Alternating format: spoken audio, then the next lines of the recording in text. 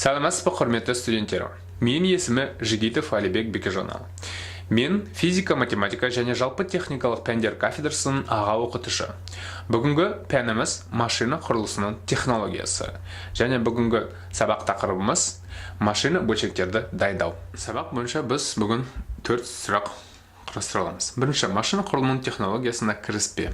Кесу арқылы дайындамаларды жасау. Қысым өңдеумен дайындамаларды жасау. Прокаттан дайындамаларды алу. Машина құрылысы бұл машиналардың және олардың бөлшектерін жасайтын процестерді зерттейтін ғылымы. Бұрынғы таңда машина бөлшектерді арнайы суреттегі жаңа ғана белгіленген арнайы заводтарда және технологиялық процесс үдерістердің циклдармен және сызықтармен байланысқан.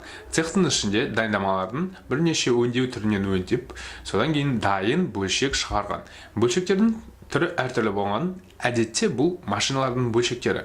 Машина бөлшектері қарапайым түрінде бұл берістер, мойын тіректер, осьтер, біліктер және тағы басқалар. Олардың дайындамаларын дайындау үшін технологиялық процесі қазіргі таңда жобалаудан басталады. Жобалау бұрынғы кезінде өз қолымен адаммен есептелген есептеу процестерден жасалған. Есептеу процесі қарапайым түрінде сызықша сызбаларды жасап шығарылған. Қазіргі таңда бұл процестерді көбінесе автоматтандырылған. Автоматтандырылған процестері арнайы арналған жобалау бағдарламадан тұрады.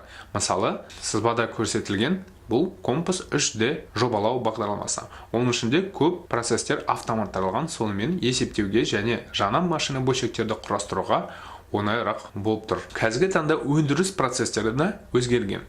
Біз ол өндірісті заманауи технологиялық дамуымен байланыстырамыз.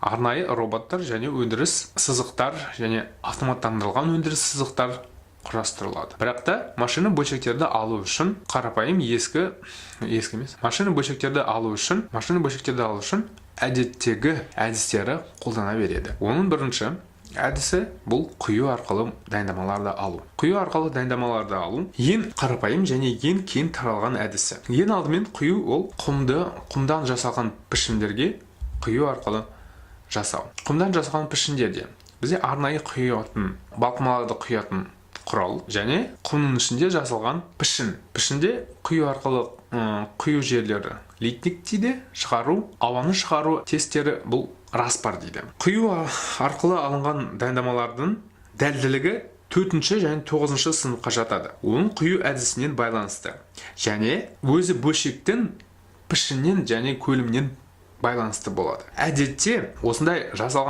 әдіспен жасалған бөлшектер бұл бір ғана 2-3-4 рет қолданылатын дара өндірісте қолданылатын заттар болады. Себебі құмнан жасалған немесе жердің бетінде жасалған пішіндері дайындама алған кейін бұзылады. Жаңа ғана суретте белгіленген бұл басқа арнайы жасалған құмға пішінді жасалған процесі. Құмға пішінді жасау процесін бейнеленген. Енді келесі түрі қысым арқылы дайындамаларды құю. Қысым арқылы дайындамаларды құю бұл құмның пішініне құю әдісімен салыстырғанда бұл жоғары әдісі болады. Жоғары өндірістік әдісі болады. Осы дайындамаларды дәлділік сыныбы 4-5 сыныпқа жақындалады. Оның жақсы өндірісінен кейін ол 3 немесе 2-ші классқа дейін оны тазартуға болады. Қысым арқылы құюынан шамаларды кеңейтеді. Себебі пішіннің формасы бұзылмайды және қайталанады. Қайтадан қолданып қайталанады. Мысалы,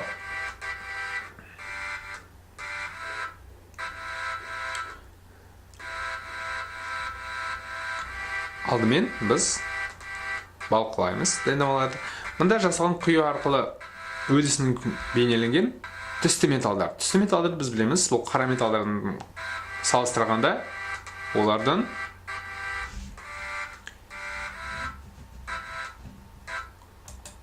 қара металдармен салыстырғанда олардың беріктігі төмен. Арнайы формаға құйып неден жасалған формула тез өзгеруге болады және көп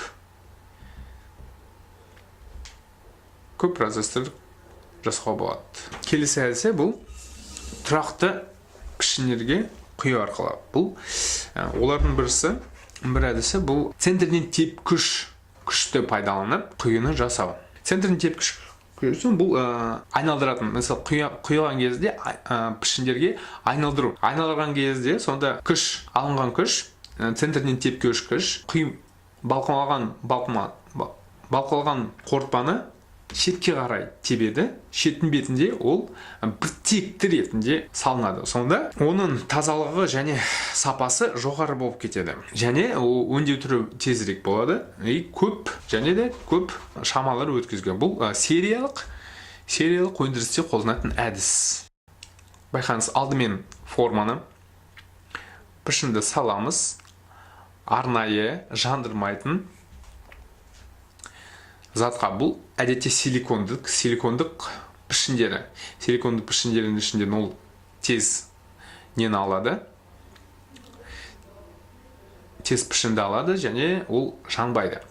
Өз формасын сақтайды. Енді оны айналдырып, оның ішіне нені құяды? Қорытпаны, балқымаларын құяды. Содан кейін, кеткен кейін, салынған формасы шығарылады. Келесі өңдеу түрісі бұл штамптілеу. Штамптілеу, яғни штамптілеу бұл штамп жасалған пресстеу әдістерімен немесе соқтығысу әдісімен алынған заттарды дайындау. Соқтығысу бұл үлкен арнайы соқтығысу штамп. Балғаларды бар, балғалар. Және пресстердің астына штамп қойылатын әдісімен алынады. Оның пішіні дайын және массалық өндірісте қолданатын әдіс. Себебі штамп бір түрде және суық ретінде немесе кішкене ғана жылытылған, қыздырған ретінде қолданады. Штамптілеу. Бүкіл видеолардың YouTube'ның ішінде қарауға болады, бірақ негізі процесі мінеки. Кішкене қыздырылған дайындамасы балғаны төмен жағынан қояды. Және пресс арқылы төмен қарай қалдықтарын шығады және дайын өнім төмен жағынан шығады. Сондықтан осы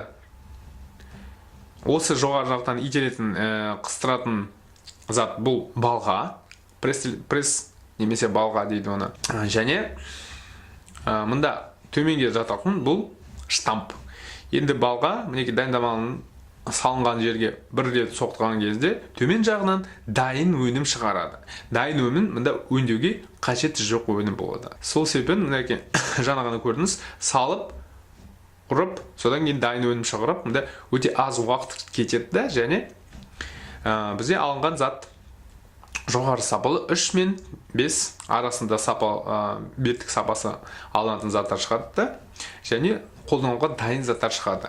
Сонымен осы әдісі сериялық және жаппай өндірісте қолданатын әдісін бірі. Неге қалдықтар және дайын бөлшектер. Суық өндірісінің бір түрісі бұл прокаттау. Прокаттау ол яғни қарапайым және кең қолданатын бөлшектерді дайындау әдісі. Прокаттау. Әдетте оны сым жасайды. Әдетте осы әдісмен бойынша сымды жатайды. Сымдарды көп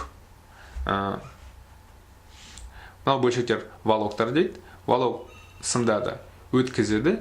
Бір диаметр, екінші диаметр көшіп, жуан болған сымды жіп-жіңішке диаметр бойынша аз сымдарға дейін өткізеді.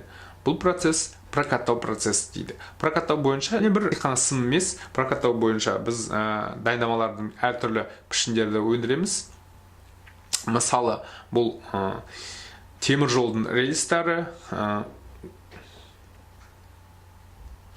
бұрыштар, әртүрлі бұрыштар, екі тавр деген прокаттау несілер бар. Олар барлығы осындай әдісімен тартылыс арқылы және өткізу арқылы, бір пішіннен бір формадан өткізу арқылы салынатын әдіс болып табылады. Бұл прокаттау процесс және прокат жасайтын машинаның видеосы.